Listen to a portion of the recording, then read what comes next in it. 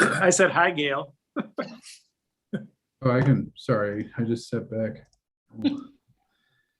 Buddy. And then we have our two other officers haven't yet signed in. Christina Bennett is our treasurer and Deborah Lovelace is.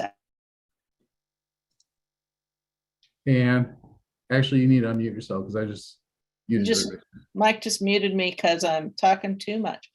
Anyway, Mike runs the back end of this meeting on Zoom, and so he's in charge of muting and unmuting. If you need to reach him for some purpose having to do with that, you can send him a note in chat, raise your hand, because if you're going to have questions during the meeting, and I'm sure you will, feel free to wave your arms or put a hand up in the symbols in the bottom, or put something in the chat so we can make sure that your questions are raised and answered. Please sign in the chat so we can keep track of attendance, which is important as we move into election seasons where we'll be doing endorsements. In order to vote in our endorsements, you have to have paid your 2022 dues. If you haven't done that yet, if you got the green postcard, you can send that in, or you can go online and do that. There was a link in the email about this meeting, so it's $20, and if you do it online, they add a service fee to our processing, so please, it's $21. We were going to focus this month on a lot of activity going on in Forest Park, and Heather Navarro, Alderwoman Navarro, will be opening that conversation later, but then she dropped some new news on us, and we know that that's really top of mind for all of us who have been weeping ever since we heard the news that she's accepted a wonderful new opportunity. But we want to give her the opportunity to talk about that and take questions.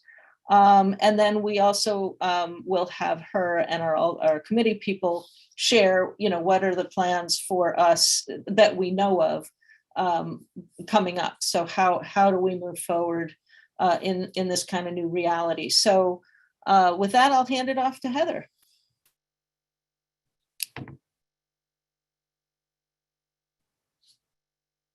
Who needs to be unmuted? Okay, now I can. It's been a while since we've done Zoom. I'm kind of out of practice. I used to be really hurt. Now it's like, I know it is, it's sad to do transitions, during this pandemic, because I do really enjoy being with everybody in person, and hopefully we will be able to do it again soon. But hopefully there's no weeping. It's been a wonderful 4.5 years, and we've still got a lot of, wonderful things ahead of us.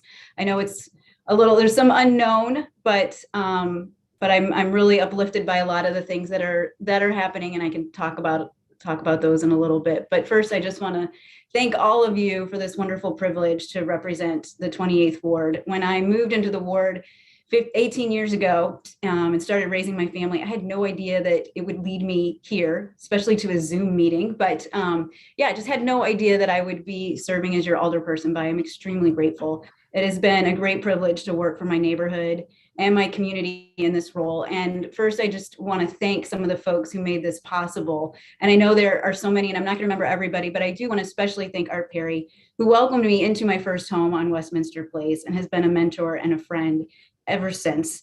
I would not be able to navigate, this job as well as I have without his good advice along the way. And I want to thank Lana Stein and Joanne Vacha. Without them, I wouldn't have seriously even considered running. So, sometimes I wonder if they are to blame or to give credit to, but no, seriously, I really appreciate both of them barely knew me and reached out and encouraged me to run. And I'm really glad they did. And like so many of you, they took a chance on me. And thank you to Anne and Gail and Mike, who jumped into the leadership of this club right at the same time as I started. We were all looking at each other, knowing that we came in a long line of leaders. And this club wouldn't be here without not only them, but also our other current leadership, including Christina Bennett and Deborah Lovelace. And then people like Marge and Brad Weir, Mayor Cruson, Alderman Dan McGuire, and so many others. It really is an honor to fall in line with all of those folks. And I know all of us in leadership for the club have learned a lot from them over the years. One of the hardest parts about leaving is that there's still so much to do, so much I would love to get to. I drive around the ward and I think, man, we didn't get those trees trimmed, or that sidewalk isn't repaired yet. And it really just, it tugs at me. And I am still sending off notes to CSB and calling folks. And I will continue to call CSB. I'm going to be that busybody neighbor. So following up on things as best as I can. And so just for you all to know that if I can be helpful in any way, I still know who to call and nag at City Hall. I can't guarantee that they will listen to me, but I'm still happy to put a bug in people's ear. And whoever comes next in this role is welcome to call on me as well. And I'll do whatever I can to assist them. I'm not going to stop caring about our neighborhoods or about the city just because I'm transitioning into a new role. Some of the things that are in the pipeline that I'm excited to see happen. And I realize when somebody else is in office and they actually come to fruition, they will get all of the credit for it. But hopefully you all will keep your eyes peeled. So mid-February, there should be a meeting about new plans for Kings Highway for traffic calming. We won't have a new alderperson by then, so I will make sure to get some emails out, and I'm sure Ann and Mike and Gail will help pass the word too once that gets finalized. But from essentially West Pine to MLK, we've been working with the Lockmuller group to come up with some traffic calming strategies. And they've been working with Bi-State and city planners and BPS. And so they will have something to show us in mid-February. And I've already set aside funds.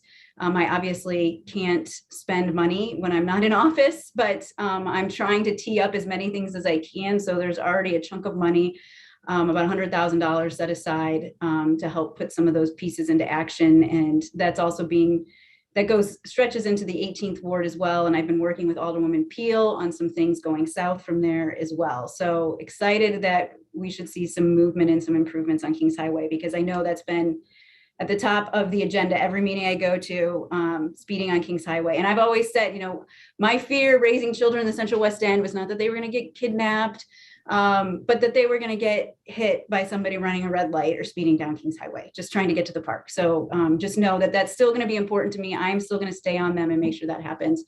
The lane reconfiguration plan for Lindell, there should be a revised final plan for that available very soon that takes into consideration some of the safety concerns with neighbors on the east end there. There's also more federal funding available now for the Lindell Union Bridge. So we should see some community engagement kicking into gear soon about what that bridge is going to look like. So excited to see, again, some of those things moving forward. And then also, I know for those folks who live on Skinker, we need traffic calming there as well. And there are actually already some preliminary designs for things at the Wydown intersection and the Roseberry intersection. And I've allocated some funding for those as well when those are ready to go. And Skinker to Bolivar, we've got some stuff in the works as well, following up on the traffic study. So that's great. And then to Bolivar Place, set aside some money there too. I talked to the special business district recently, and I know they've got some plans in the works. So I'm trying to just tee up as much as I can for the next person and make sure that a lot of these things are still going, because I'm very much invested in seeing that they happen. And you all can email me, as I tie up loose ends. If there are outstanding issues that you want to make sure are on somebody's list, let me know. I will be meeting with Brian Coley tomorrow, our neighborhood improvement specialist. And so he will definitely be a big resource when I'm gone. I guess I'll talk a little bit about next steps kind of in this interim time. So yes, definitely Brian Coley will be a big help. And I'll put his email in the chat. A lot of you have had a chance to meet him and work with him. He's been at the city for over 20 years. So he's just a wealth of knowledge. He knows how to get things done. And he's very thorough, very diligent. Lamisha Bird is my assistant down at City Hall. And, I think people can still call on her, and she'll, help grease the wheels, get phone numbers, connect you to whatever you need. And then you can always go to CSB, 622-4800. Go to the website, stlewis-mo.gov/CSB. All these things that you learn when you're down at City Hall. Put your complaints, questions, concerns, in there as well. And I'll also just give a plug to the neighborhood organizations, because they often have a pulse on what's going on in the city and who to call when issues arise. So, until there's somebody new in this seat, please feel free to rely on some of those neighborhood leaders as well. I do want to mention I've learned a ton about city government since I've been down there, and how things could be better. Ward reduction is a very good step in the right direction. I'm trying to think if we talked about, since the map passed, I guess we had we haven't really talked about it too much. So I'm happy to answer questions, but essentially all of you are either living in the new Ward 9 or the Ward 10. And the fact that we got through this process, we got a map that passed just about as close to unanimous as one vote away from unanimous, but nobody opposed it. Nobody opposed the map. So that is out there. I've been working with my colleagues to increase the pay and get staff for alderpersons. And so I think that is just going to help us attract even more candidates to run. And it's going to prepare the 14 who come in next April. They'll just be better prepared, better resourced in order to be able to do this job well when the wards are twice as big. And I'm hopeful that this is just one reform that's on the way. I would love to see us have a charter commission that reviews some of our antiquated systems that are really holding our city back. With so many elected officials, I think there's just too much internal division that does not serve our city at large. We're a city of 300 some thousand, and we have a lot of elected officials. And while that seems to signal, more representation, it also means more internal strife. There's just a lot of internal competition that I don't think is serving us. So I really hope that we will see some change to streamlining government, but also continuing to address the disparities throughout our city. So, we've got to hold both of those at the same time. With the influx of federal funds and the new immigrants coming to our city, we have a lot of opportunities to make St. Louis a really wonderful place to live for generations. So I am excited about some things for our future. The future for the 28th Ward, I know that is what a lot of people are wondering, what is going to happen next? It seems so far from, and the reason why I think nothing has been, published officially yet is we've had several election reforms since I ran in 2017. But to the best of our knowledge, it looks like the process that was in place when I ran in 2017, after Lyda became our mayor, will be the same one in place. So I think we can all anticipate a special election in mid-April. And our committee people, Mike Gross and Gail Farwell, will be nominating a candidate for the ballot and for the Democratic nominee. So they would like to bring that candidate's name to the Central Committee at the end of this month when the Central Committee meets. So if you are interested, please talk to one of them, and maybe Mike and Gail, you can put your emails or how you want to be contacted in the chat. That would be really helpful. If you have questions about what the job entails, you want to know what that looks like on a day-to-day basis, you're welcome to contact me. I'm happy to talk with anyone about it. This position, whoever serves in this position, it will be until next year, April 2023, because that is when all 14 wards and the president of the board will all be up for re-election in 2023. So I'm, whoever gets into that role, I definitely will still be available to the best that I can, given, my new job duties. But, I know it's not going to be a real long time, and we need somebody to be able to kind of hit the ground running. So I will definitely make myself available. I just want to kind of say in closing, and then I'm happy to take questions however you all want to handle this part, but I just want to say it has been a real honor to represent the 28th Ward and to have your support these past 4.5 years. I know a lot of you didn't really know me, or maybe you knew me from the neighborhood, but I'm just really grateful that you put your trust in me and that I was able to serve in this role. At my new position, which is with the Midwest Climate Collaborative, I look forward to continuing to serve our community. I feel like this is just kind of the next step and how I can serve all of you. And it's going to allow me to expand my role to really work on what I see as the greatest challenge facing all of us in our future, which is climate change. So while I am working on that, I will be down at Wash U. So I'll be on campus, still here in Skinker to Bolivar, still out and about. So I hope to see you all around in the neighborhood. And I look forward to helping out however I can with our ward and for the future of our city. So thank you to all of you. am I, okay, I'm not on mute. Do people have questions? We've got time to spend on this because this is really important. So not only, if you're interested in hearing more about the loose ends that Heather talked about, who to contact, whatever, or just process questions, when decisions will be made, et cetera. We've got some time to spend on it because it's really important. And also make sure you sign in for all the folks who've been joining us in the last few minutes. And if you just joined and you didn't hear the first part of what Heather spoke about, don't feel like you can't ask those simple questions because this is important. Harry, what have you got? Mike, can you unmute Harry Wilson, please? Yep. I just asked him. Harry, we can't hear you yet. So Mike unmuted you, but then you have to go on mute too. Okay. Yeah. How do I sign in? You got in the chat. I actually put you down on my list. We had this Zoom stuff down so well a year ago, and now we're trying to figure it out all over again. So we apologize for a little bit of rustiness. So Harry, I have you signed in, and Anne. Good deal. Thank you. Yep.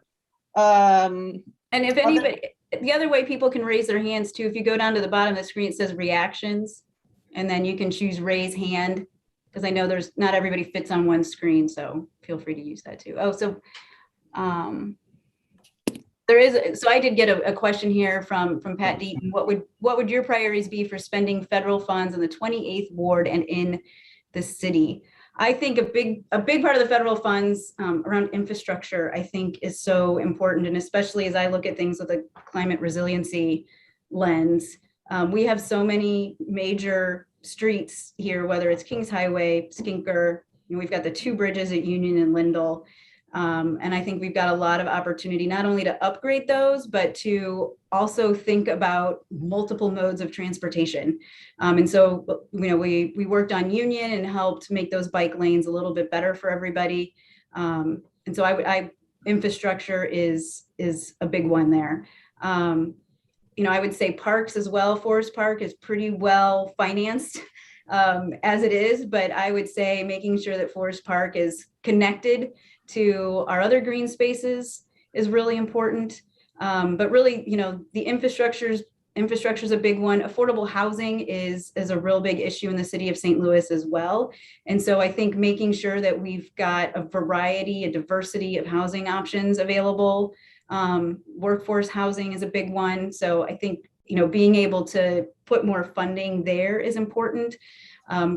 All sorts of energy efficiency measures, I think, would be really important. It's great that we have all of this old housing stock, all of these old incredible buildings, whether they're the high rises or churches, to really upgrade those so that we can continue to use those structures into the future, which means making them energy efficient, making them resilient to climate change, I think is really important. Those are a few of the things. And citywide, same thing. I think housing is a really big one. We've got a lot of vacancy, which is, we just mourned a firefighter this morning who was killed trying to fight a fire in a vacant building. So, we know the parade of horribles that happen in those properties. And so getting really innovative about how we use those spaces. And we're doing some of that, whether that's urban agriculture, expanding green spaces. I think there's a lot that can be done there. I think there's just a tremendous amount of need, just capital expenses that we are very much behind, and just getting our city up to speed, reinstating recycling, which is something that we were having a conversation about before this started. So much of that is just making sure that we have the vehicles to get things done. So upgrading our equipment, upgrading our systems. I think this is a great time to start investing in those sorts of things. Often they're not flashy, they're not sexy, but they're the sort of things that is going to make every other job easier. I think there's just a... Was that?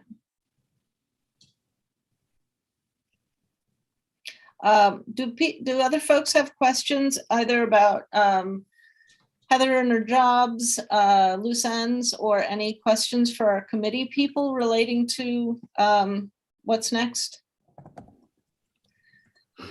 I just wanted to say, from a club perspective, if we have the same sort of special election and the committee people make a recommendation to the central committee, they pick the Democratic candidate on the ballot, if that's the process we end up with, we wouldn't be endorsing like we do for other elections, because that candidate will be our Democratic candidate, and we would work on behalf of that candidate. And my hope is that, this is my hope, so I'm speaking just for myself, is that we can hang together as a ward. And because it's really, there's so much going on in the 28th ward this year that's really important, that I hope that we can stick together and advocate for ourselves as a group, as we've done, and we've been so successful for the next year. Whoever our candidate is can make a decision, or whoever is elected can make a decision about their future, whether they want to run as the next alder person for the 9th ward or the 10th ward.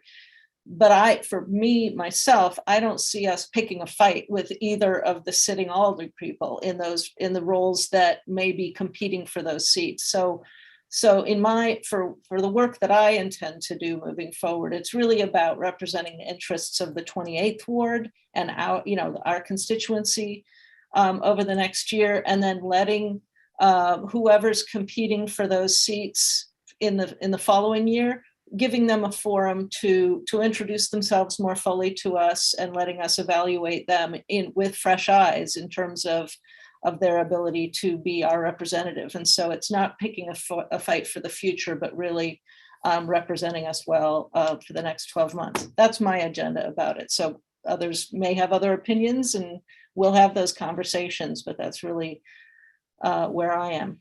Anything else? Did I see another hand? Harry?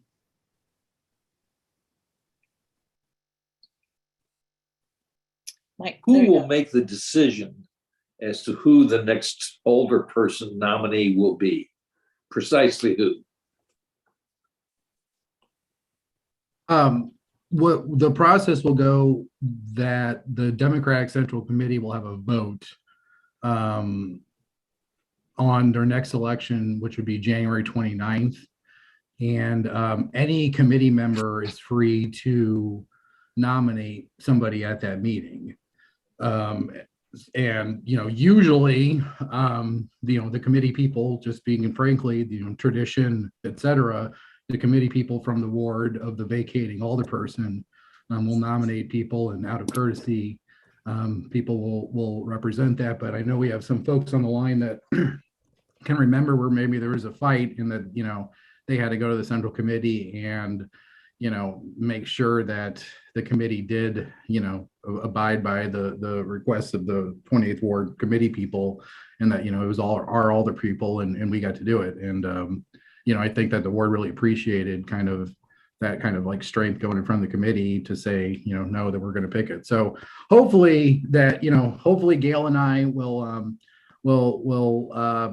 nominate somebody over the next week, and like Heather said, if anybody has any suggestions, if anybody would like for Gail and I to talk to them, or if anybody has a suggestion that Gail and I should reach out and talk to somebody else, I'm happy to do all those things. So contact us, and I'm going to unmute Gail too, if she's got anything to say. But contact us, and that's all I'll say. If you have anything, and then Gail and I will talk to people, and we're going to nominate someone at the end of the month. Gail, you have anything to add to that? Yeah, thanks for unmuting me. When Heather was nominated, Art and I, committee man and committee woman, what we did was we interviewed candidates, and then decided to have Elise first, and that didn't go through, mainly because she didn't meet the residency requirements. So then we chose Heather to be our nominee. At that time, we had to take it to the Central Committee, which we voted on. We did have some issues as far as the Central Committee at that time wanted to decide who was going to be our nominee, but it was passed, Art and I. we made sure that it was passed. So that's what we're looking to. So what Mike and I are looking for is just names, and we will, interview them and decide who we want at that time. So that's the process. Any questions? Any questions for the committee people? I know Heather wants to add a few thoughts. Great, thank you. Oh, and Senator May, I do see your hand up, so I'll get back to you in just a moment. Thank you. I just wanted to say, I know this probably won't be the last word I have on the 28th ward, but I just keep having lots of thoughts. And one, I want you all to know that I just think the 28th ward is such an incredibly special place. I know that, there's a lot of uncertainty about what's going to happen in the future, and not everybody's going to all be together like this in this ward organization. But, when I moved here, like I said, 18 years ago to raise my family, I moved onto a block where I didn't know anybody. I was raising my kids in a city where I grew up in central Illinois, and I just immediately found so many other people many of whom also were not from St. Louis, and were looking to connect with other parents at the time, other neighbors, and just really formed such a tight-knit community. And I think that's one of the things that is really great about the 28th ward is that, so much of the positive energy in our city and so many of the really wonderful things that we're able to brag about St. Louis happen here. One, just because of the people, how incredible I find all of our neighbors, whichever end of the ward that you're in. Obviously, Forest Park is just an incredible gift and asset to our whole region, but we are also lucky to have it right here in our backyard. Just the access to all of the cultural institutions, and just how much time people give. I know a lot of you sit on neighborhood organizations, committees, subcommittees, taxing commissions, and you're all giving of your time, volunteering to do that. And that is one of the other big lessons for me being in city government. Not only have I learned what an alder person does, but also what do all these people in City Hall do? And then how much gets done just by volunteer neighbors. And it really is uplifting and inspiring. And even though the ward lines are going to be a little bit different, and some of the neighborhood organizations are going to stay the same, but I know that the ward organizations are going to change a little bit. I just really encourage everybody to really keep that spirit going, because I really think what we're doing here in the 28th ward, if we could be doing this throughout the city, we would just see such, just such tremendous positivity and growth for our city. And I think that was one of the things when we looked at drawing these lines is how do we take some of the really thriving neighborhoods and pair them up with some of the ones that are more challenged, so that we can do a better job of distributing resources, not just funding, but just also people resources, and how can we spread that positive growth. And so like a lot of the things that are already happening across Delmar, I think are really wonderful. And so whatever happens to this organization, I know that as long as you all are involved in it, it's going to be really wonderful. And I hope that I get to go to both 9th Ward and 10th Ward meetings. I know my husband's rolling his eyes like, seriously, more meetings? But I just have a lot of hope, and excited to see, what this new map does for us, and what this organization, in whatever form it takes, what you're all able to accomplish. So thank you. Senator May, Michael, unmute you. Thank you. The only reason I'm speaking on this is because I just want to confirm, because I am the chair of the Democratic Central Committee in the city of St. Louis. And of course, if you haven't gotten the agenda already, Mike and Gail, you should have gotten it. Yes, that's how the process will go. We're going to receive the nomination from the 28th Ward in reference to their candidate that they wish to fill the unexpired term of Heather Navarro. We're also going to have Ben Borgmeyer there as well, just to support, any questions that may have in the process. I just wanted you to know that. Thank you, Senator. Thank you. Thank you. And before we move on to the next topic, if folks are finished with their questions, is on behalf of the ward organization, I really want to thank Heather for her leadership over the past few years. It's really I mean, just as a friend, I mean, a new friend, we met through this process, but just watching her grow into the role and taking on the leadership of the ward, it does make me sad that she's stepping away on, but I'm thrilled for the new opportunity that she's going to have. And I'm really thrilled for our new friendship. And that you want to stay involved in the community. I mean, they're not going anywhere. But I just want to thank you for really stepping into incredibly big shoes when Lida stepped aside. She'd been around for a very long time, and we had all become very accustomed to her leadership style and the way she responded to us and handled things for our ward. Incredibly big shoes, and you really did it with grace and open eyes and honesty about what you knew and what you didn't know, and asked for help.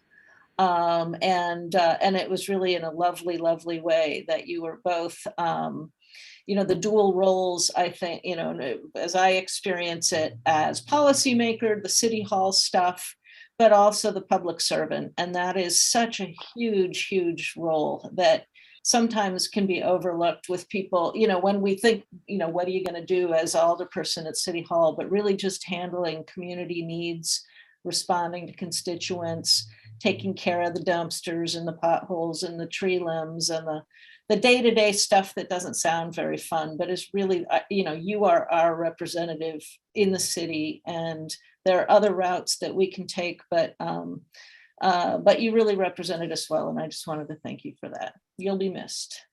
Thank you, Ann. All the silent, So the topic, yes, Judge Porter? Yeah, Judge Porter's got, I'll ask her to. You're muted. Yeah. You have to unmute yourself now. Unmute. There you go. There you go. Is there anybody that has stepped forward to offer to be the alderperson for the temporary period of time? Has anybody stepped forward? Yeah. Do we have there's a couple. anybody in mind? We had a couple names. Okay, who do we have in mind? These meetings now, I know, Oh, all right. I got you. Okay, okay, all right. Never mind. Never mind. We'll close it off. No, I know. I'm just saying. No more. I don't want to cause trouble here. I just wanted to know if we did have somebody and who they were. That's all. Yeah, honestly, it was a surprise. Heather can confirm. I think it was a surprise to Heather that she had to step down at this time. So, okay. All right. I think we I got you. You're not discussing it with us. That's right. Well, okay. Honestly, I'd be happy to discuss, but we're on YouTube, on streaming and all that. So. All right.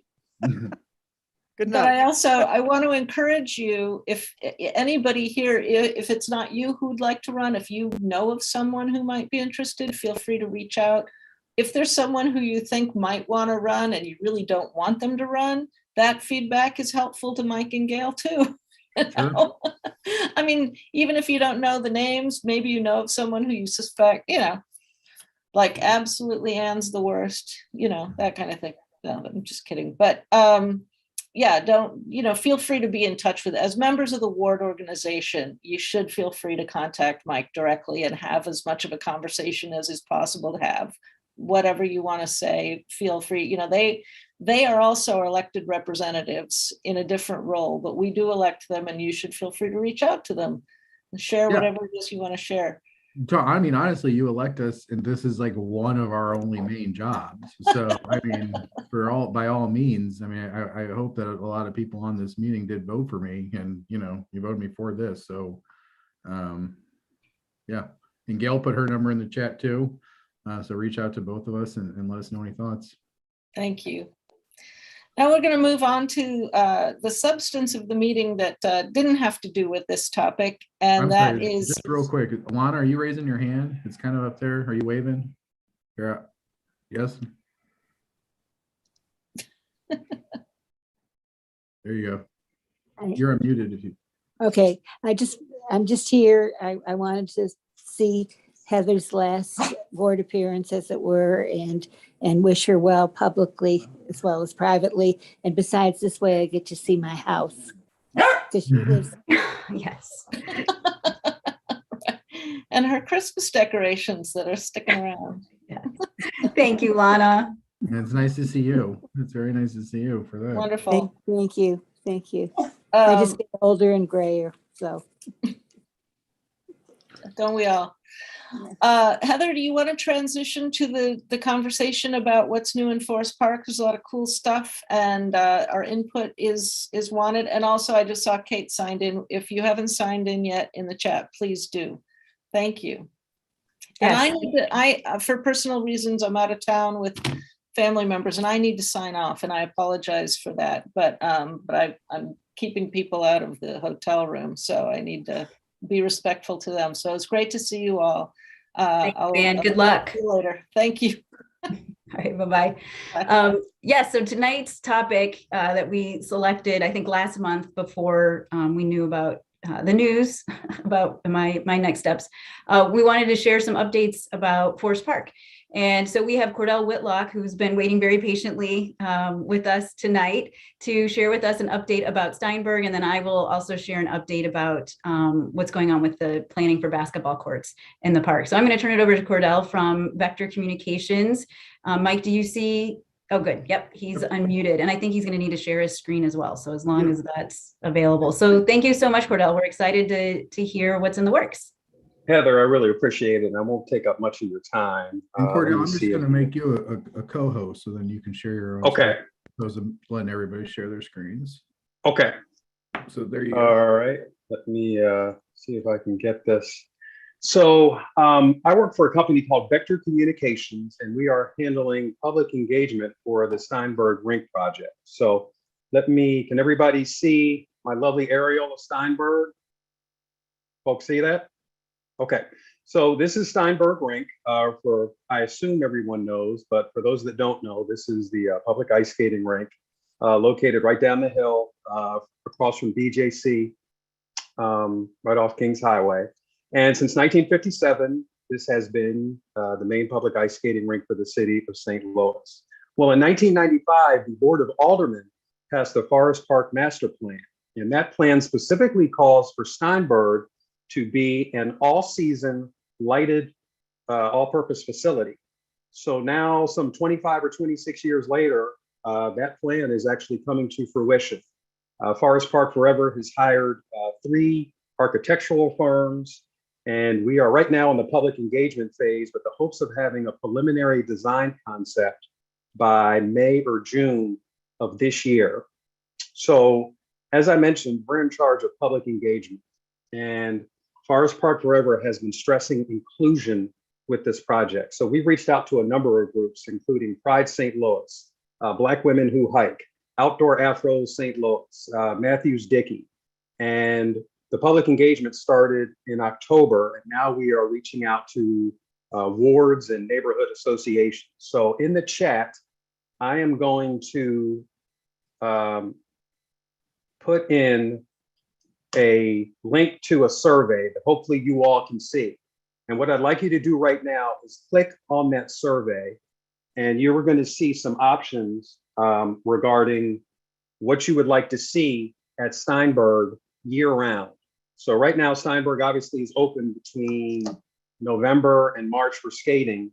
The idea behind this project is what would bring you out to Steinberg in the spring and summer? So you can see some of the options in the questionnaire, the Google form: beer garden, climbing wall, fishing pier, miniature golf, movie nights, roller skating. If there's something that you don't see on this list, please you'll see a selection that says other. So please put in other what you would like. And I actually like you to fill this out right now while I'm talking. I addressed Forest Park Southeast Neighborhood Association 2 days ago, and I'm proud to say we got 100% participation. Everybody turned their form in. So while I'm talking, please click on that survey and start filling it out. If you have any questions, please put them in chat. This survey is going to be up and running, I think, through the end of January. We started with an open-ended form in our preliminary public engagement where we just asked people, what do you want to see? We got about 400 responses. Out of those responses, the design team has narrowed it down to the choices that you see on the survey you're filling out right now. But once again, think outside the box. Meeting space has been a big response. Upscale dining. If anybody's been to Rockefeller Center, a lot of people said they would like to see a venue where you go upstairs, have a Caesar salad and a glass of wine and look out over the ice and watch people skate, a splash pad. So the design team really wants to hear from a wide range, a diverse group of people, what do you want to see at Forest Park in the spring and summer? What's going to bring you to Steinberg in March, April, May, and June? And I want you to remember, we're talking about the design project. We're not just talking about the rink, we're talking about the pavilion. If you haven't been to Steinberg, the pavilion is where you go in to actually rent your skates, and there's also a snack bar there. So they're not going to raise anything, but I think it's fair to say that there's going to be a serious facelift for not only the rink, but for the pavilion. And does anybody have any questions as you're hopefully filling out the survey? All right, Forest Park Southeast raised the bar really high, so I hope you guys are filling these surveys out. This is really important to get public feedback, and I really do appreciate you guys taking a few minutes to fill this questionnaire out. I'm going to put a link to the Forest Park Steinberg website in the chat, and you can log on Forest Park Forever /Steinberg, and you can log on to there to get a little bit more information about this. There's a press release that we issued in December. There's also a couple more questionnaires you can fill out. You can leave a memory there. If you have a memory from Steinberg when you were growing up, you can leave it, or you could simply just leave a message regarding your thoughts and things that you would like to see at the new Steinberg. So I'll give you guys a couple more questions. Heather turned hers in. She's the star pupil. I appreciate it, Heather. Thank you very much. I do think this is going to be something that's really good for not only the city, but the region. And let's face it, Steinberg or ice skating is not seen as really the most inclusive of sports. I think Forest Park Forever recognizes that, and they really want this new facility to be welcoming to everyone, regardless of ethnicity, sexual orientation, where you live. And that's why the public engagement right now before a design has actually been formulated is so very important. So once again, thank you for your time. And Heather, that's about all that I have.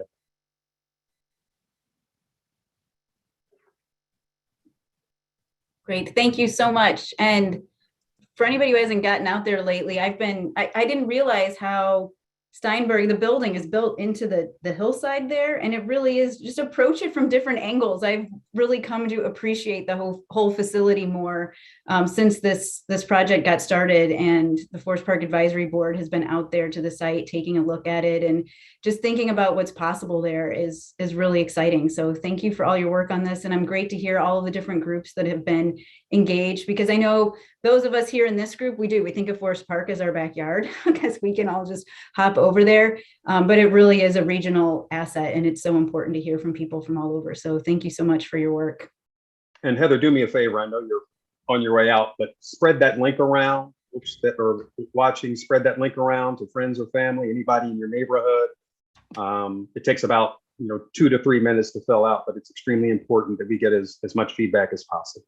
Okay. Great, I will. Yep, I send out an e-newsletter, and I will make sure to include that survey link in there for sure. So when is there a timeline? What's the deadline when you're going to stop accepting responses? We'll probably keep this up at least through early February. So okay, great. And then I'm sorry, did you say kind of what next steps are in the project? Did I miss that? So we're going to have like a public meeting probably in April, and I'll definitely keep you informed as to when that is. And at that public meeting, they'll probably have 3 or 4 design concepts that they've narrowed it down to for people to, give their input on. And like I said, I think the final preliminary design, they're shooting for early summer of this year to have one option that's ready to go. And then it'll be up to Forest Park Forever to raise the money. Great. And in the meantime, we're going to work on calming traffic on Kings Highway so we all can get to the park. You can get over there easily. So, And Heather, that's a great point. It's kind of tucked away. It's not the easiest place to get to, and parking's kind of wonky. So that's something else they're going to be working on, is access to the rink, making it easier to not only get there, but to park and walk over and get in. So. And Cordell, there is a question in the chat. I don't know if you have an answer to this. It says, is the cost to skate at Steinberg comparable with other skating rinks in the metro area? It's an excellent question, and it's much more expensive. We did a study of this. I think if you don't own skates, I think skate rental is around $8 and entries around $8 or $9. So that costs you $17. For instance, Delwood in North County opened up a rink, and it's, I think, $3 to get in, maybe $3 for rental. And that's something that Forest Park Forever does realize, is that the cost needs to be addressed when you're talking about inclusion and wanting, to expand the base of people that come to Steinberg. I think they realize that the cost may be a bit prohibitive, and that needs to be addressed. Great. Thanks for the question, Pat. And then is the link for the survey, is that unique to this group, or is that can be used by anybody? Yeah, it's actually, you can send it out. We try and, thanks for bringing that up. Please fill out your zip code if you haven't already, because we do want to categorize where we're getting responses from, but no, anybody can fill that. Okay, yeah, Senator May had put that in there, and I imagine she's got a much larger email list than I have. So maybe I can put the two of you in touch, and then okay. Just the link does say Ward 28 survey. Okay. All right. Well, I'll put you two in touch, Senator May, and then we can make sure that you can get the word out. And then Jason King suggested sharing this with the Central West End Association so they can add it to their email blast as well. And yeah, I don't know when the next West End word is coming out, but maybe they can put something in there as well. So. Okay. Oh yeah, and Jason has his hand up. Yeah, no, that's all. That's all. I just wanted to make sure there was a good connection there, because they send an email out once a week, and then the newspaper comes out. I don't know if it's monthly at this point or not, but actually my wife did a survey through them and got a lot of great responses from the neighborhood. So yeah, I think that'd be good linkage there. So if I can make an introduction, I'd love to do it. Okay, great. Okay. And then same thing, Skinker to Bolivar. I mean, all these, yeah, we'll put it out to some of the different neighborhood groups. Okay. As well. Great. Yeah, that would be very helpful. I really appreciate it. Great. Thank you. Any other questions regarding Steinberg? Let me just scroll through here. I'm not seeing any hands up. Okay. Well, great. And you can definitely go to the Forest Park Forever website and, get information there as well. Thank you so much for joining us tonight, Cordell. Okay, Heather, thank you very much. Best of luck to you. Thank you. Take care. Bye-bye.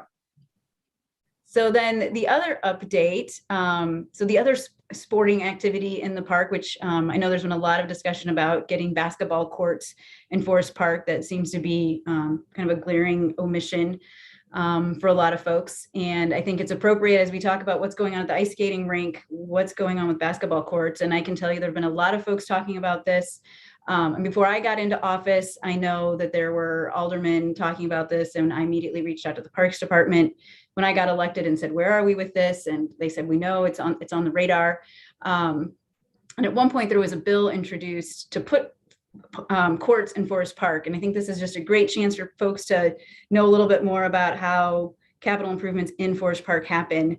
The Forest Park Master Plan so there's the Forest Park Master Plan out there, and then by legislation, we created this Forest Park Advisory Board. So any capital improvements in the park go through a 9-step process through a citizen advisory board. And it's really a wonderful tool, I think, and it's been really helpful in the park. And so basketball courts have been moving through that 9-step process.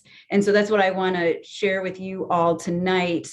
So the Citizen Advisory Committee, the Forest Park Advisory Board, they weigh in at steps 3, 6, and 9 of that process. And so we've gotten to step 3. So we've kind of had the preliminary ideas have been put out there. There's a subcommittee that's been formed of people who play basketball, who know the park. I don't play basketball. I'm not an expert. And that was one of the things I said to Forest Park and to the Parks Department was, yes, we absolutely need to get basketball courts in the park, and it should be decided by people who are going to use the courts. And so they have been talking to folks, and there will be a community engagement step at the next process. I'm going to share my screen.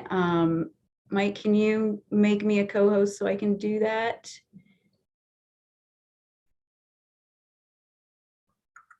And this is, I know that both Alderwoman Clark Hubbard and Alderwoman Peel and Alderman Narayan, all of us who surround Forest Park, have been advocates for expanding recreational opportunities in the park, and especially with basketball. One thing to keep in mind is that the park does have a no net loss of green space rule.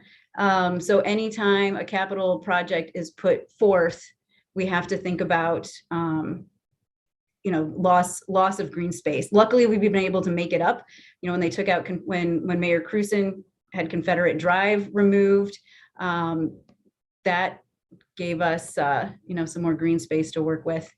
So the advisory board meets once a month, the third Thursday of the month. They didn't have any agenda items, so we didn't meet this afternoon, but those meetings are open to the public. There's always a public comment section of those meetings. They've been virtual lately, so anybody can log on and follow those, and all of their meeting minutes and presentations. These are all open to the public. So if you'd like to learn more, all of this information is available. So as I said, there's a 9-step process that a capital project has to get all the way through that 9-step process before it can happen. And so this is what was presented to the advisory board at step 3. I'm not going to go through all of it in great detail, but just want to let you know that the goals for this are: the basketball courts need to be part of the heart of the park, central near hubs of existing activity. Equity and inclusion with adjacent park uses need to be considered. Let's see, they need to be safe and secure. And then we'll get down into the site evaluation criteria. There were a few different spots that were looked at. Again, I'm not going to read through all of this, but essentially they were looking at where are recreational spaces right now in the park. And so those are places where you're going to have lights, you're going to have often restrooms, maybe even locker rooms, you're going to have access to parking or to public transit. And so it's kind of nice to keep those things gathered together so that all those amenities can be shared. So when they were looking at evaluation criteria, again, how close are other amenities? Are the bathrooms sufficient for the amount of people who would be coming? Is there good emergency response access, ADA accessibility, sidewalks, bike racks? Is the placement of basketball courts proximate to the availability of other spaces, especially considering the use of time? Is there artificial lighting? So yeah, kind of talked about lighting, utilities, security, space availability. And there's still a lot to be decided, and there will be community engagement in terms of, how many courts are we talking about? Do these need to be reserved? When are they open? Some of the other things, sun orientation. So there's a preference for north-south running courts. I think the other thing, noise impact. So definitely for folks in the 28th Ward who live near the park, that was definitely a consideration in thinking about sites. Will the noise disturb or interfere not only with other events going on in the park, but anybody who might be living close by? Luckily, the park is huge. So, we've got a lot of space to work with. And then the placement of the basketball courts, they create connections between park amenities and other users. And parity. So this was the other thing too, is that are we treating basketball courts in the same manner that we treat other sports and activities in the park? We've got rugby fields, we've got soccer fields, we've got handball, we've got tennis. And so making sure that, basketball is being treated in a consistent manner as we treat all those other activities in the park. So there were, it looks like 11 different sites they were considering. They walked through, I'm not going to go through all those again, but they looked at all of those. And the site location, now obviously they're going to do a lot of community engagement yet, but what the subcommittee came up with is site location here. This is the visitor center here. So this is Lindell, this is Union, that's the History Museum. Here's Dwight Davis, and you've got the handball courts over here. There's currently a volleyball pad over there that has not been in use for several years. So actually, when you're thinking about calculating green space, there's already a chunk right there of cement that counts against the green space, and they'll be able to take that out and repurpose that. So this also gets you close to the Metrolink station. You've got access to the twin lots for parking. So this right now is the site that is being considered. You can kind of see here too, this is that old volleyball pad, I think. So this is just north of the visitor center. And so the next steps, like I said, it's a 9-step process. So they're anticipating, so October, this was presented to us in October. Summer 2022 will be step 6. And then in step 9 is when they anticipate having the full-blown plan. They'll have done all of their community engagement by then. And the idea being that construction would start in 2023. They're budgeting 400 to 700,000 is what they estimate for this, and it'd be a joint public-private funds. And Forest Park Forever, they do a great job of raising money for the park, and so I know this is something they've already had a lot of folks contact them about. And so once the funds are in place and they've done the community engagement and they've gotten a design, I'll leave this up here, they would look to start construction. So I'm going to stop sharing so that I can see folks and answer any questions to the best of my knowledge. Like I said, I don't sit on that subcommittee, but I do think that it's exciting that this is moving forward and that there is a subcommittee of folks who have been working on this, and that we do have a timeline for this actually to get into place. So I do see a question, are there any other large parks in the city that have basketball courts? Well, Tower Grove is putting in basketball courts. I imagine O'Fallon has a whole rec center over there. So that's the other large one. Carondelet Park, and I'm not sure. I just was over, I don't get over there a whole lot, but I know they have pickleball courts. Some of the smaller neighborhood parks, Lindenwood Park put in basketball courts a few years ago. Oh, thank you. Alderman Clark Hubbard just mentioned Ivory Perry Park. So yeah, a lot of the neighborhood parks, several of those do have basketball courts. And the great thing, everything that Forest Park Forever fundraises for and everything that's been done in Forest Park, we all know we're used to kind of that top-notch facility. I know we'll see that with Steinberg, and I think that these facilities will also really be an attraction, for folks, and it'll be wonderful to have this amenity in the park. So when there are more, you'll all be hearing more when they get to the community engagement stage, similar to how Cordell was here with the survey about Steinberg. I know that they'll be doing more of that, and hopefully you'll hear about it through your various neighborhood organizations and have a chance to weigh in. Again, like I said, there's still details to work out. How many courts are we talking about? How late will they be open and available? How long will the lights be on? Will you need to get a permit or make a reservation? All of those things have to be worked out yet, and that's where the community engagement will be really, really helpful. So any questions? I'm not seeing anything.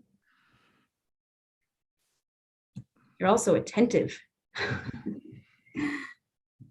Okay, well, great. So yeah, lots of good things coming in Forest Park. And if you haven't been over there after a snowfall, it's really beautiful right now. And yeah, I'm going to turn it over to, I think, Mike or Gail. I know we have several, or at least I know we've got Senator May here, and if there's any other elected officials, I'll turn it over to Mike so that we can hear from some of them. Yep, I got a little list going, and I'm going to take them kind of the order that they showed up tonight, which Senator May was first. So Senator May just asked to Okay. No problem. Thank you. I don't have a lot to say. I just want to update everybody on what's happening on the state level. Basically, what we have going on right now is everybody know that we are in a redistricting process also on the state levels. They drew the city lines, but they're also redrawing the state lines and the federal lines. The House voted out the federal map this week. The Missouri House of Representatives voted out the federal map this week. That map will come over to the Senate. The House voted out a 6-2 map. That means, we have 6 Republicans, 2 Democratic seats. The Senate has put forth their own map, and of course, it's a 7-1 map, meaning 7 Republicans and 1 Democrat. So it's going to be a battle over the congressional map and how many Democratic seats we can pull out of that map. What we were trying to do was get a 5-3 map where you had like a 50-50, a district that was 50-50, where you can go Republican or Democrat, but it's still up for, negotiation. Now, the legislature votes on the federal map. Okay. Now we have the commissions that are already been appointed that have been working on the state drawn lines. Now the commission that's working on the House, they agreed upon a map, and I think they voted on a map. But of course, the Senate, as usual, has not agreed upon a map. It's been a stalemate. The Republicans won't accept any map that the Democrats have put forth in the Senate. It's been a 10-10 split down the middle. The Republicans won't even show or even present their map to the Democrats. So that, of course, will go to the courts because they have until January the 23rd to come up with the map, and they're at an impasse. So I'm sure that will be, and so the process then will be the Chief Justice of the Supreme Court will appoint 6 appellate judges to draw the maps for the Senate lines in the state of Missouri. So that's what we're looking at right now. The state reps are up for re-election. I myself is up for re-election as a senator. I will be running again for the 4th senatorial district. We're waiting on that process. The court has 90 days after January the 23rd to draw the maps. Even though we don't have maps and we really don't know where you'll be running at, filing will open up on February, the last Tuesday in February, which I do believe is February the 22nd. Some precedent they're going by is because this has happened before. The last time for the Senate, where the Senate maps went to court and people were still running even though we didn't have lines drawn. So that's where we are right now. Currently, there are no bills on the floor of the legislature. We had the State of the State address, and we are pushing through a supplemental budget because we have a March 23rd deadline to get out $2 billion in funding. Most of it was education money, and some of it is ARPA money. So you'll be seeing that coming out quite soon. If anybody got any questions, feel free. Any questions? Okay. One other update I forgot to tell you. So as you know, for the city, all of the committee people, another thing we'll be discussing this weekend is, of course, we're reducing down to 14 wards. That means that we have 56 committee people. In some of these wards, we have 4 committee people in each ward. So we're definitely trying to decide how we're going to handle that situation democratically. And, that's another thing our city has to go through. So it's all changes. fun. Thank you, Senator. We appreciate No it. problem. Thank you. Up next, we have Pam Ross here to talk about the St. Louis Community College system.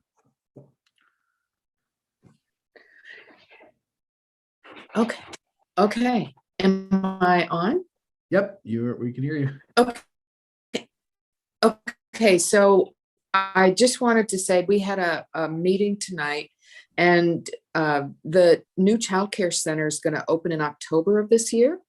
So there'll be 60 spots there, and we will be the premier child care facility in the metro area, as we are with the healthcare building on the Forest Park campus. And because of that new building, we have an increase of 20% registrations on that campus. So it's really drawing people in. The other thing is that we're going to build another healthcare facility, training facility at the Florissant Valley location. It'll be very similar to what we have. So that's about a $40 million building, and 20 million of that is the equipment inside that building. And we're also working on a relationship a stronger relationship with Washington University and the Cortex Center. So they have space in the Cortex Center that they are asking us to do some obvious career training in that location.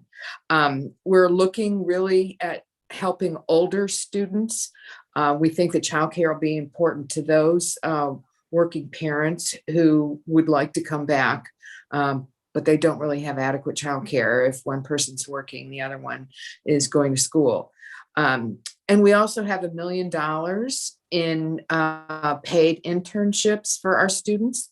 So we are liking, a lot of people really would like to have that kind of job experience, but they really can't do it, so we have, as I said, $1 million in funding for that program. So we'd really like to see more older parents and people looking to, scale up their skills and come back to the community college. So again, I will say that for most people, lower income families, really community college is basically free for them because of the Pell Grant pays the tuition. So there's still other expenses, but there's not really much in tuition costs. So Any questions? Thank you very much for allowing me to give you this update. Appreciate it. Thank you very much. Okay. Okay, I think up next we have Steve Roberts. I'm assuming that's Senator Roberts. Senator, I've just allowed you to unmute yourself.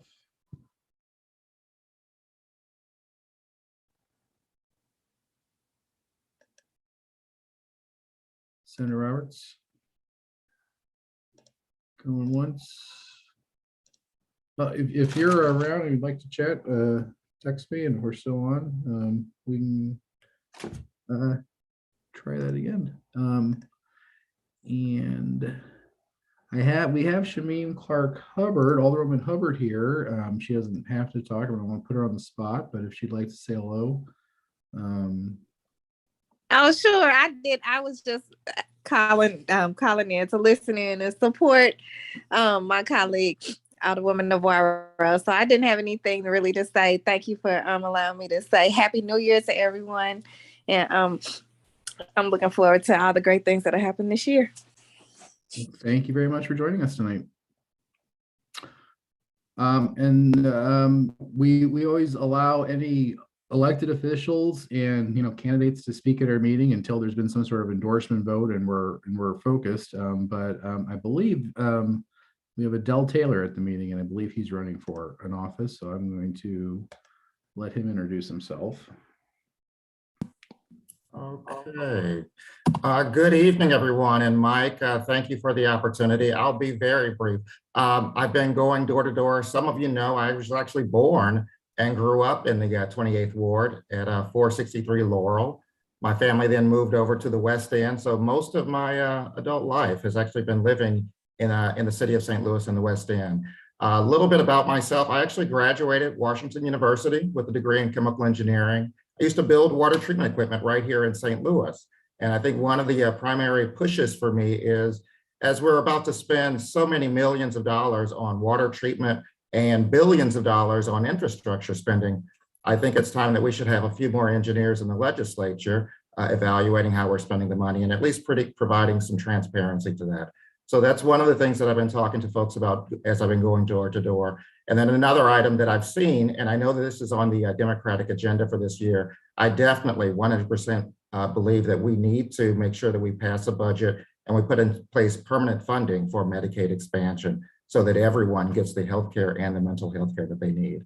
I do have a website, votedeltaylor.com. So I invite people to visit the website. If you have questions for me, my email is out there, and feel free to reach out to me. So that's a little bit about myself. Thank you. Thanks for joining us. And, approaching elections, we'll have formal endorsement process like we always do, where, candidates will be able to, submit videos. Hopefully we won't be doing things by Zoom still then, but you never know with different surges and whatnot. I don't know if we have anybody, if anybody else has anything to say, let me know in the chat or wave.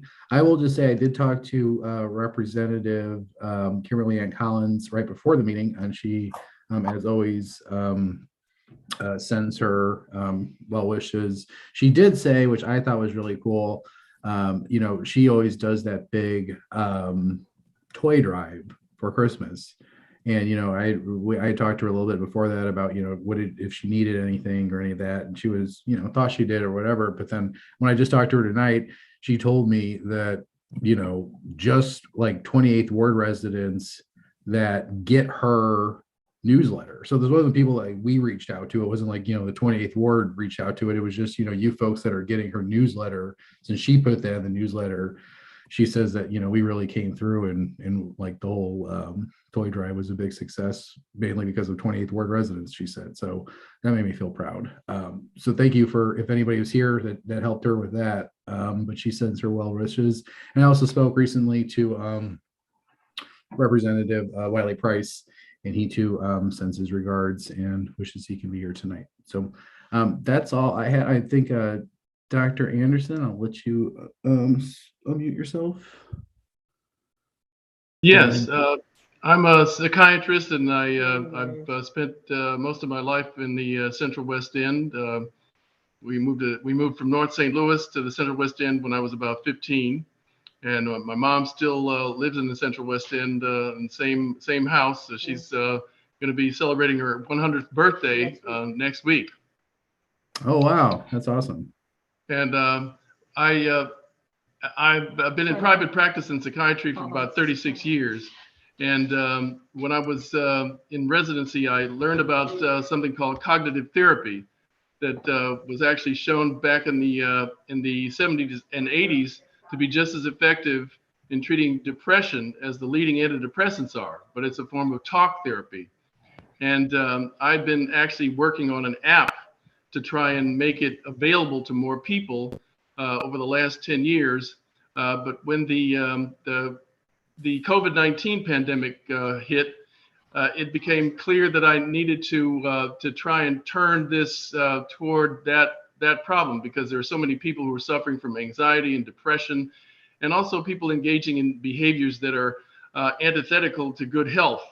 Like, you know, not wearing masks and not getting vaccinated. And so I developed an app that I've actually launched that's online. It's free to everyone, that basically teaches cognitive therapy principles of learning how to recognize dysfunctional thoughts and to be able to identify them and change them. And it's interactive, and it has lots of video in it. And I just wanted to make it known to people that it's out there. And because I'm trying to do something that will communicate to people about vaccination and about mask wearing and the other mitigation procedures in a way that conveys that it's distorted thinking, and that it can be corrected. And there are a lot of instances where there are brilliant infectious disease specialists and pulmonologists who are telling people, you know, the same message over and over and over again. And it's obviously not resonating with a substantial portion of the population. And every educator knows that there's a significant number of students who don't learn by just being told. And sometimes they're visual learners. And so I've actually added video that's digitally created, and it's beautifully and realistically done, that actually shows what the mRNA vaccine does when it goes into your body and goes into your cells, and exactly what parts of your cells it interacts with, so that you don't have people saying things like what a young man said to me, which was that he didn't want to get vaccinated because he was afraid of getting injected with the virus. And it's obvious there's so many people who have misgivings or who have apprehension about it, because they don't have a clear picture in their minds, because it's never been made very clear to them exactly what goes on when people take the vaccine. And I also have gotten licensed video of laser video that shows what emits from our mouths and noses when we wear masks and when we don't wear a mask, when we're speaking, coughing, and sneezing. And those things are all in the app. So I just wanted to try to let people know about it. And you can actually view it by just going to the web address COPOWHELPS.com. So it's Copow Helps. You want to put that in the chat? That'd probably be the easiest.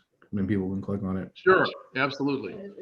So I thank you for letting me tell you about this, because you know, we're still losing many people. I think the news media have talked about the case rates and hospital rates and death rates so much that everybody's basically they're not even talking that much about it. But the last I looked yesterday, and we were still looking at over 1,000 people dying in the country every day. And I looked at a recent I think number for St. Louis County, and it was about 17 deaths in one day in St. Louis County, and about 5 deaths per day in the city. And so I'm trying to do something to try and help to reduce that you know, that loss of life and the suffering that occurs even when people survive. Yeah, that's great. Thank you. And I'll also just say, generally speaking, if anybody needs to hear this, you know, just any kind of therapy. And I know this isn't what you're the purpose of what you're talking about. You know, I've been talking about lately. I get therapy. I don't think there should be any kind of stigma to that. So I just want to always remind people about that kind of thing too, just to kind of lower any kind of thing. And the app has multiple topics that address mental health issues, like, you know, people who are trying to cope with the pandemic by drinking too much, or people who are unable to cope because of the isolation of being in quarantine, or worrying themselves half to death about what their COVID-19 test results are, or grieving the loss of a loved one who died from COVID. So all those topics, I have about 12 topics in the app to help people. Right. And if if you need help, ask for help, and there's no reason not to. Absolutely. Thanks. All right. Heather, you said you had something else? Yes, sorry. Thank you. I know since it's my last meeting in this capacity, I'm trying to squeeze it all in. Thank you, Dr. Anderson, for that announcement. Just 2 quick things. One, STL TV created a great little video about, it's called In Your Ward, and it features the 28th ward. I'm going to put the link in the chat, so feel free to check it out. It highlights the 28th ward, and you'll see some friendly neighborhood faces in there. We filmed it during COVID, and so it's interesting. You may talk about some things that are in the past, but they did a great job trying to pull everybody together to do that. And then I also wanted to put in a plug that Winter Outreach is looking for volunteers, and I'm going to put a link in here for the emergency winter warming shelter. There's a form that you can fill out. There are a variety of ways to get involved, everything from donating blankets to taking a shift.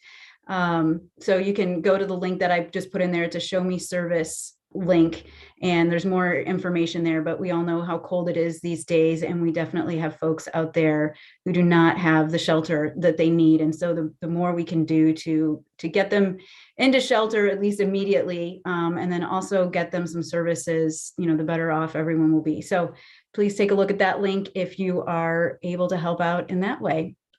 And I'm just going to put also my personal email in here. So if anybody wants to reach out to me after Monday, I'm still available and look forward to working with you all and seeing you around the neighborhood.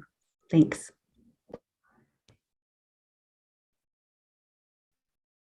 Okay. I don't have anything else. I know Dr. Anderson just put that link in the website, so I'm not going to end the meeting immediately, and I'm going to allow people to unmute themselves if anybody wants to chat or say hello. But as far as the official meeting, I think we're adjourned and we're over. So anybody's free to unmute themselves, and thanks for coming out tonight.